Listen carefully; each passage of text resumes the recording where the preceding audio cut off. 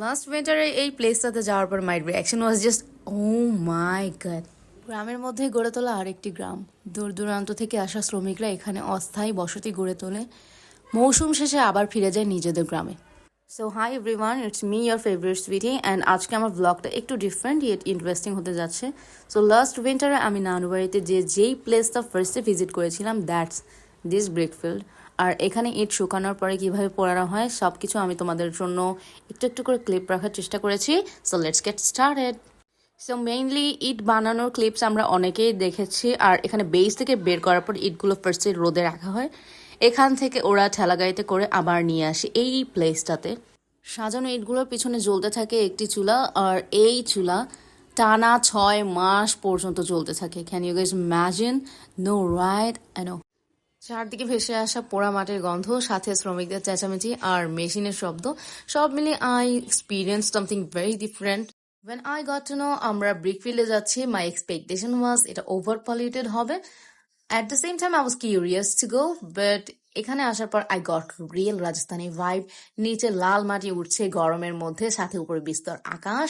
And the workers were very cooperative and friendly to my work. They were curious to know what's my channel's name and whether I am a journalist or not, if I post them, and many more.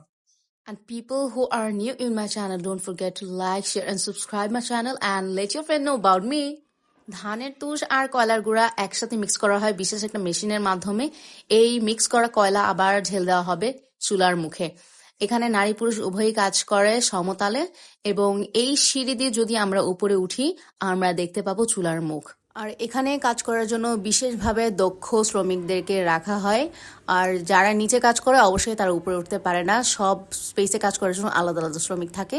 আর এখানে চুলার মুখগুলোকে সরিয়ে আমাকে দেখাচ্ছিল যে কিভাবে আগুন জ্বলতে থাকে। আর এখানে কয়লা ঢালা হয়, আর এই কয়লা যতদিন ঢালতে থাকবে আগুন ততদিন জ্বলতে থাকবে।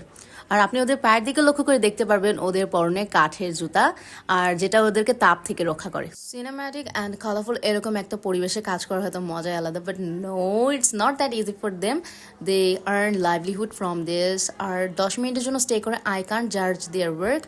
যদিও আমি যতটা দেখছিলাম তারা পুরুষদের সাথে সমতালে কাজ করছিল, আর দূর থেকে দেখে মনে হতে পারে এগুলো কাঠ কয়লা, বাট নো, এগুলো একদম খনি থেকে আসা রিয়েল কয়লা, যেগুলো প্রথমে আরও বড় টুকরায় থাকে, তারপর ভেঙে গুঁড়ো করা হয়, এরপরে আবার ধানের তুষের সাথে মিক্স করে চূর্ণ বিচূর্ণ করে তারপরে ঢালা হয় চুলার মুখে। However, I loved the whole time I stayed with them, and tell me in the comment section তোমরা in future আরো এরকম vlogs দেখতে চাও কিনা। আর see you on my next vlog, and don't forget to like, share and subscribe. Bye, see you soon.